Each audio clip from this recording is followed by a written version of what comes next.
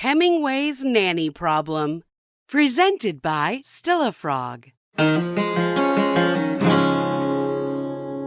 So for the record, you're just leaving.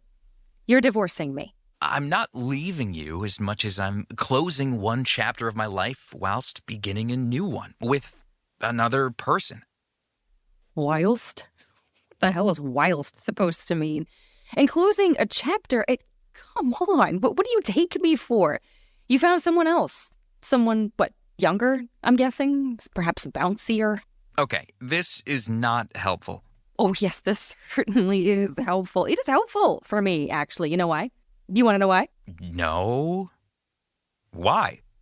Because when I am sitting here wondering what my husband of 23 years is doing, I can simply close my eyes and imagine just out of college bouncy little Maddie or Maya or Mia or some equally prepubescent M name just laying there underneath him as he grunts and sweats profusely and struggles to coax his seen better days 50-year-old not as bouncy body to keep up. Are you quite done? Oh, sweetheart, I am just getting started.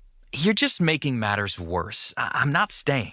I mean, if this is all to try and get me to change my mind... Change your mind? Oh, don't flatter yourself, honey. I don't do sloppy seconds. Real nice. No, just curious. Why did you pick this particular moment in time to come clean? Reveal your infidelity to me. But we have couples therapy in approximately 1 hour. Why the hell are we even in therapy? And if you've been screwing the nanny all along... What are you... Our children are in college. We don't have a nanny. It's just a saying. Screwing the nanny is a saying? Yes. I've never heard it, unless someone is actually, screwing their nanny. That's the point. So many midlife crisis-addled men take to screwing the nanny to make them feel, young again, more virile, more attractive, that it has become a bona fide cliche. Screwing the nanny. It is not... Look, this is stupid. I was trying to approach this in a rational and mature way. You and I have had a wonderful run. Our marriage was extremely fulfilling. We produced 2 amazing kids. We have written a deeply layered book together, and I'm very proud of what we created. But this particular journey, or chapter, if you will, is now finished. Don't you want to write more pages with different people at this point in your life? Are you fucking kidding me? Am I even here right now? Seriously. Am I here or is someone going to pop out with a camera and say, ha, just messing with you. Oh, we got you good. A book. This is what you boil our 2 decades together down to? A stupid book? It's just a way to contextualize things. To contextualize? So chapter 1, falling in love for the first time. Chapter 2, raising a family. Chapter 3, screwing the nanny. She's not a... You know what? Never mind. I'm just going to give you some space so that you can process what I'm telling you. Actually, you're not. Because guess what, Hemingway? We're going to therapy. We paid for the month, so we're going to go and sit our asses on that cheap IKEA couch, and you can explain to Dr. McGregor all about the brand new chapters you're writing in your great American novel entitled I Threw Everything Away Just So I Could Get Myself a 20-year-old Piece of Ass. We're really going to therapy? What's the point? Oh, we're going. And the point is, I intend to make this as excruciating as it possibly can for you. You want a divorce? Let's saddle up, cowboy, because this ride's about to get pretty damn bumpy. Saddle up? That doesn't even make sense. Yeah, well, we're going. So was it fundamental unhappiness that led you to seek out someone else? I didn't seek out. I mean, Brooke and I just sort of bumped into each other. I really think it was fate. Come on, are you kidding me right now? How does it make you feel hearing your husband say this? What the hell kind of question is that? How do you think I feel? Obviously, you're angry and thus inclined to direct your anger outward. I'm not inclined to anything. Look, we've been married for 23 years. We have 2 children now in college. We've been through layoffs, debt, heartache, sickness, and death, and just about everything else you can throw together into the shit stew of life. And we came out stronger. I mean, at least that's what I thought. And no, our marriage was not perfect, but it was not irretrievably broken either.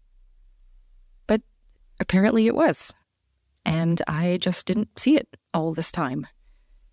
So now I I feel irretrievably stupid. Okay, that's how I feel.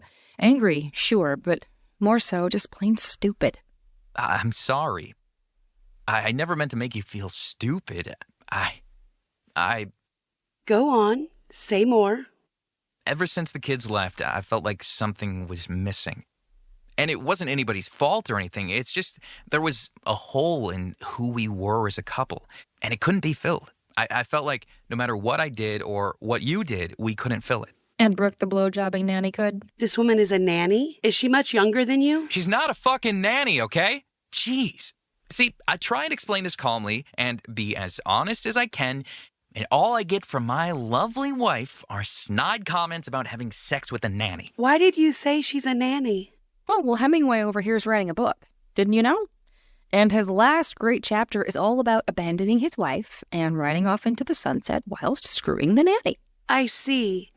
And where do you see yourself in this book? Or should I say, rather, how do you see yourself ending up in this book? I don't want to be in his book. Not anymore. Not sharing the page with teeny bopper Brooke and her bouncy boobs. Would you just stop it with that? I mean, you know what? No, I don't want to be in his book anymore. I don't want to be in it at all. Not even in the early chapters. The chapter on his dad being diagnosed with Parkinson's. And I was there. I was the one who showed up day in and day out caring for his father until the old man finally had to go into a nursing home. Do you remember that chapter? Or the chapter about how he was passed over for a partner. Not once, not twice, but 3 times. And that 3rd time, he sunk into a depression so bad, he quit his job and just sat there in the living room in the dark for 2 weeks. That was a pretty intense one, right? Or the chapter when our son was born and the doctors misdiagnosed him and said he probably wouldn't make it to his 1st birthday.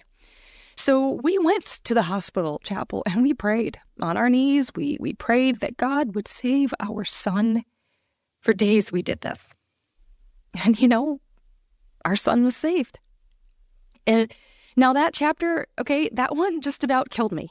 I mean, do you remember that one at all? And what about the chapter when both of us... Okay. I'm sorry. I don't know what I can say here, but I can't stay in this marriage just to... Just to what?